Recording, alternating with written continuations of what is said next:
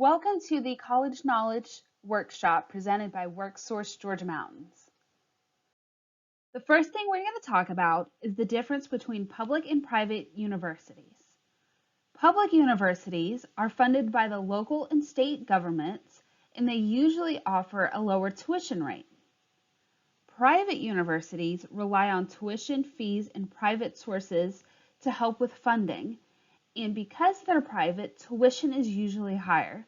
So when you're exploring different options, please take into account whether the university is public or private. As you're exploring your options, please take into account that there is a difference between a community college and a university. A community college offers 2-year associate's degrees that will prepare you to transfer to a 4-year college to earn a bachelor's degree. Now, with a community college, they generally offer much more affordable tuition rates, and therefore you could save a couple of dollars by going to a community college and transferring up to a university. A university offers larger and more major options, and degree options include a bachelor's, master's, and doctoral degrees, and tuition is generally higher at the university level. I always recommend that students take advantage of community colleges so you can get that lower tuition rate and take those classes and transfer them into the university level. Now, we also have vocational and technical schools. These offer specialized trainings in a particular industry or career. You may not find these at the university or community college level. The technical schools offer very unique programs such as manufacturing and culinary arts. Some that are within our local area include North Georgia Tech, Lanier Tech, and Athens Technical College. The more you learn, the more you earn. As you increase your education level, the better the opportunity for you to increase your income level. For example, the average yearly income for someone who has a high school diploma is $33,000. Now, someone who has a doctoral degree, the average income is $91,000. So the more you learn, the more you earn. Your GPA is so important because there may be an opportunity for you to receive a scholarship for having good grades. The first scholarship we're going to talk about is the Hope Scholarship. It provides assistance towards the cost of tuition at quite a few public and private Georgia colleges. But in order to receive this scholarship, students need to have a 3.0 GPA throughout their entire high school career.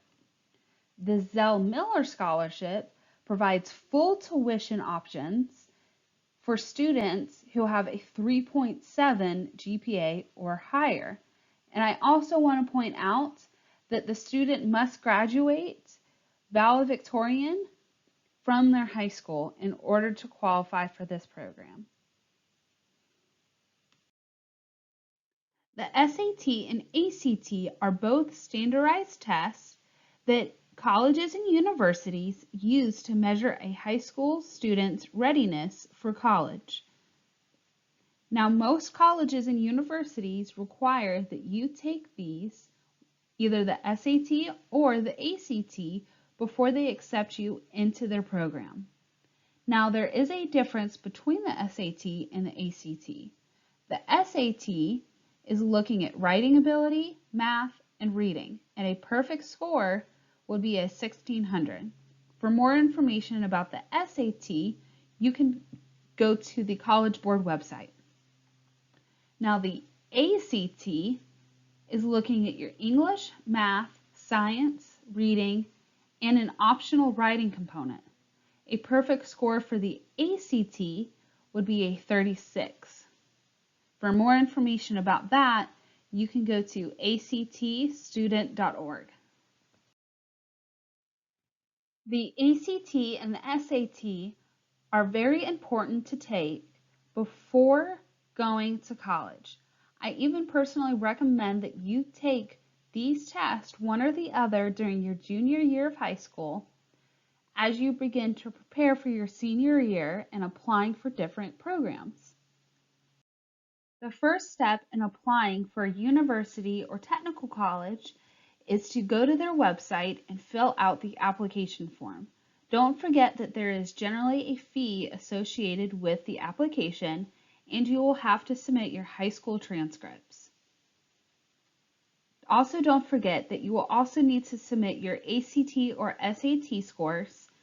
Now, generally your counselors or your teachers at your school will know the dates on when to apply and send in your transcripts, as well as the process of submitting your ACT and SAT scores.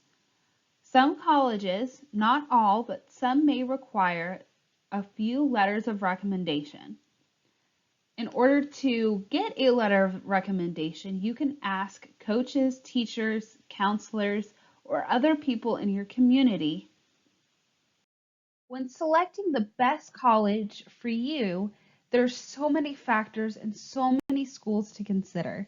And today we're going to discuss what factors to consider when selecting the best college for you. There are a few factors to consider when selecting the best college for us. First, we want to take a look at our scores. Do our grades and exam scores fall into the accepted range at that selected university or college? The other thing we want to take a look at is the size of enrollment. Take a good hard look at yourself and think, do I do better in a large setting or a smaller setting for classroom environments? Please take this into account when applying for different colleges. Other factors to consider could be housing availability and location of the college. For example, you might be wondering what the on-campus housing situation might be and what the cost is associated with on-campus housing. You might need to look into the fact that most colleges and universities ask that freshmen live on campus for their entire freshman year. And then look into car necessities and other resources that are available if you live on or off campus. Also, take in mind the location of where the school is. If you are not a cold winter person, I know I'm not, then maybe going to a northern school where you'll have to walk in the snow to get to your classes, that may not be the best option for you. So please take advantage of looking up the location of the school and seeing what resources are available within that location.